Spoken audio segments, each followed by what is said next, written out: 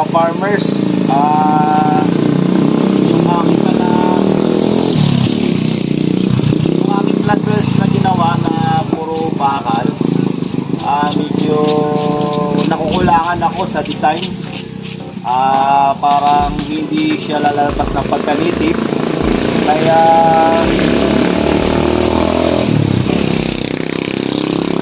marami akong mga ritasong plywood at saka amakan. Ilalagay natin dito para magkaroon ng design to, kasi nakukulangan ako sa puro tubular siya, parang wala siyang background ng pagka-native. Kaya ang gagawin mo natin, papalutan muna ako natin ng plywood.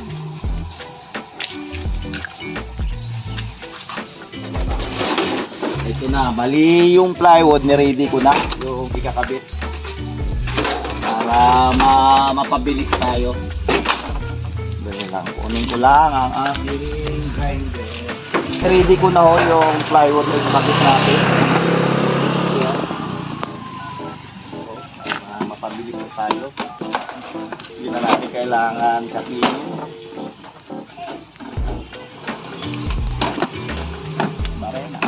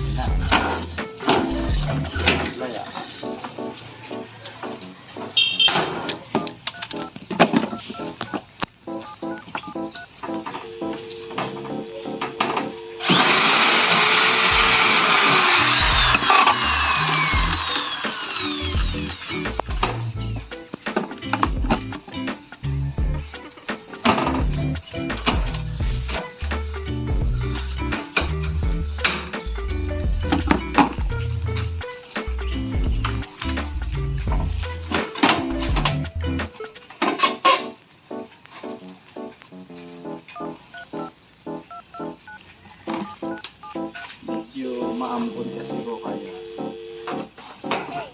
ambon ng konti.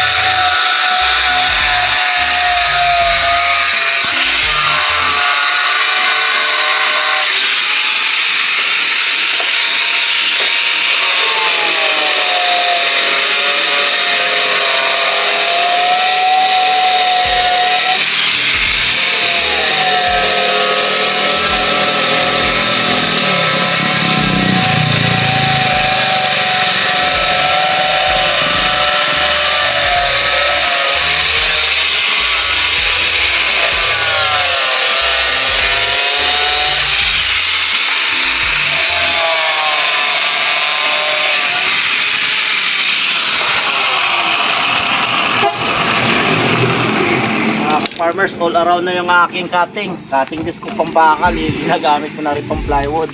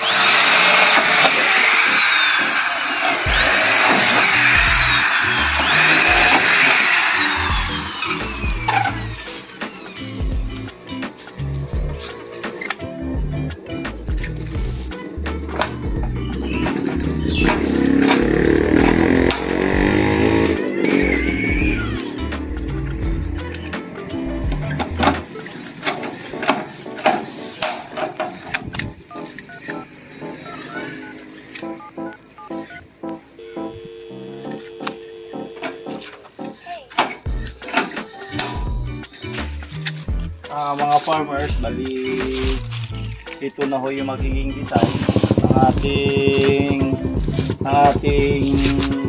ating grills. Na yung grills kong ginawa kasi, di ba sabi ko nga medyo hindi ko masyado komportable na hindi ko mapapalabas yung pagka-native niya. Kaya ngayon binaloitan ko siya ng plywood. Ngayon itong plywood na to, bali stopper lang ko to siya. Kasi ang gagawin ho natin dito, marami tayong ritasong kamakan. Yan. Ito, marami tayong ritasong kamakan. Siya din ang ilalagay natin dito para magiging design siya. Para kahit grill siya na puro bakal, lulutang pa rin yung pagka-native niya.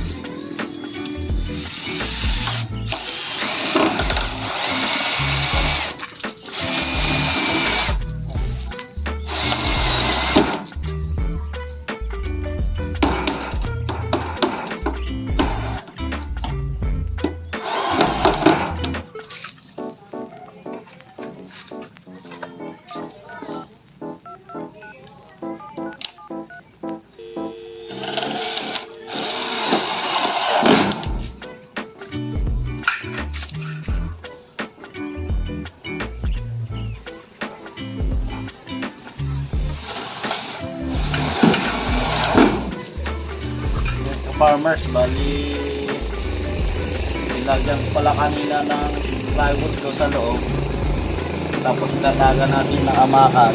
Ayan, nilalagyan ko na ng lining. Bali may plywood pa ako sa loob, tapos amakan.